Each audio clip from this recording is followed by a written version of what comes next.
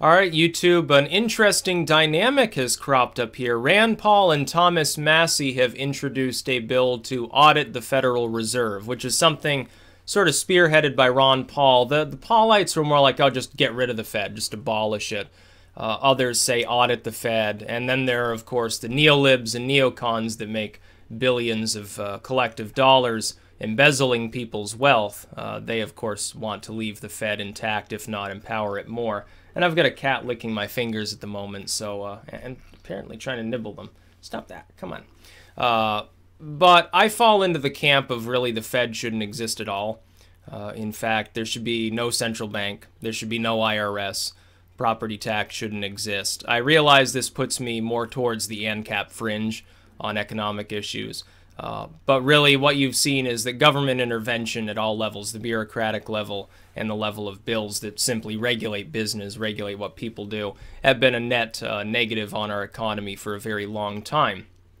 But if you're going to have a Fed, it makes sense to actually question their policies, question what they're actually doing, to have some transparency there. Ultimately, you can have a larger government. It won't be more efficient necessarily, but you can have a larger government and still have it constrained and fair to some degree if you force transparency.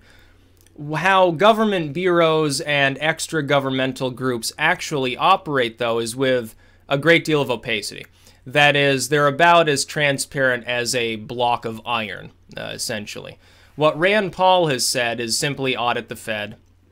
Let's get it out there. Let's take a look at what's actually being done. Trump, by the way, and here's the interesting part, may be in support of this. In fact, when he was campaigning, he criticized Ted Cruz for missing a vote on this issue while Rand was all for it. Now, that was the third time that Ted Cruz, who is a fake paleocon, a fake libertarian light, a fake reformist, abandoned Rand and abandoned Amash and abandoned other people on these issues. He also abandoned them on the NSA. He abandoned them. I can't remember what the third was, but I do remember there was a third that irked me there for a while. It wasn't, I believe, quite as important.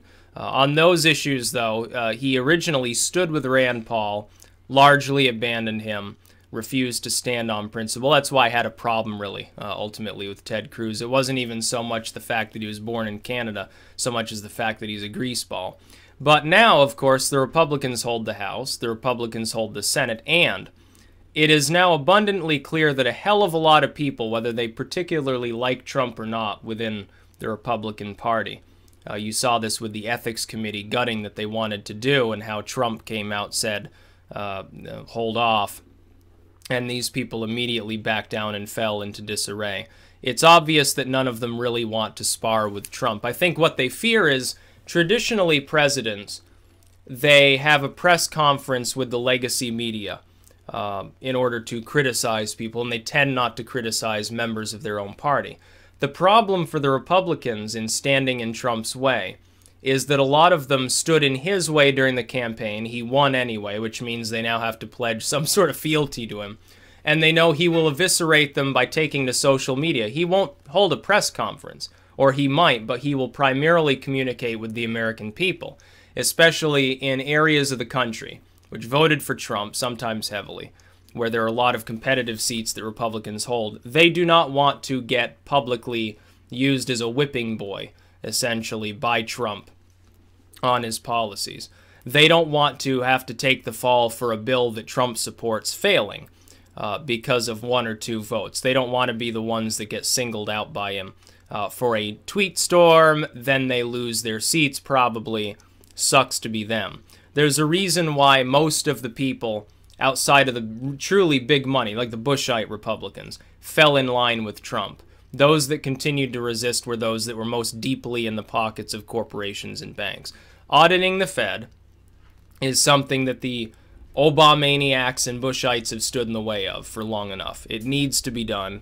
What we need, whether there are Republicans or Democrats in office, makes absolutely no difference, is more transparency.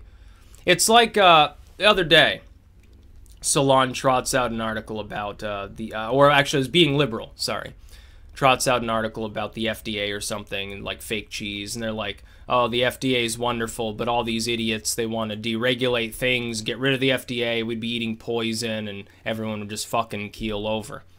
And I said, there's nothing fundamentally that the FDA does in regards to food and pharmaceuticals that couldn't be solved with a constitutional amendment simply providing a legal framework for companies to have to be transparent. If you have transparency, you don't need as much overt control. The problem is we have an opaque government that enables opaque corporations, opaque banking policies, opaque surveillance, opaque foreign policy. That's the problem. People aren't kept in the loop. That's probably the biggest issue that we have with our government. If it weren't opaque, if things were transparent, if they were able to be seen by the public, studied by the public, by some Joe Schmo or some academic group or private firm or whatever it happens to be, a lot of our problems would disappear. And so I fully support this. I think anything Rand Paul pledges himself to tends to have common sense. I liked Rand Paul during the primaries and wished him well on becoming the nominee, even though there was only the most remote chance that it would ever happen. His demeanor largely is what held him back, by the way. Rand is known to occasionally get a little bit on the grumpy side. It was like that time he did the live stream and he said, oh, I'm wasting my time with this and so forth. It can be a problem. He'd be a little bit on the easily angered side, let's face it. It would have made good fodder for the Clintonians during a general if he had been the nominee to attack him. Trump ultimately, oddly enough, had a more smooth and calm demeanor than Rand Paul at times. But when Rand and Trump are both on board with something, I'm going to assume that there's something good happening, generally speaking. Rand is one of the very few people in all of Congress who I think is honestly trustworthy, along with generally Amash. Ron Paul, when he was in there, of course, I liked him. I think that the Paul family are good people. And I think that's why they haven't achieved that highest rung of power, because there are a lot of people who don't want them to get in there. And I think Trump hoodwinked people, and Rand, who ended up being one who endorsed, fairly early, he endorsed Trump. I think that honestly, I wish Trump had put him in as Secretary of State or something, to tell the truth. I think it's a good idea all around. And it's big news, too. If this actually happens, if they manage to put through such a bill, they actually audit the Fed, all that slime is going to be revealed to the public and to Congress, and they're going to get gutted, honestly. You think Janet Yellen is an honest person? No, she's not. None of these people that are involved with economics on the government level or extra-governmental level, big bankers and so forth, they're not honest individuals. They literally exist to manipulate value. That's all they do. I think you'd find most of them are hardened criminals if you actually audit the Fed. So they'll fight tooth and nail against this. They'll try to bribe and blackmail people in Congress to stand in its way.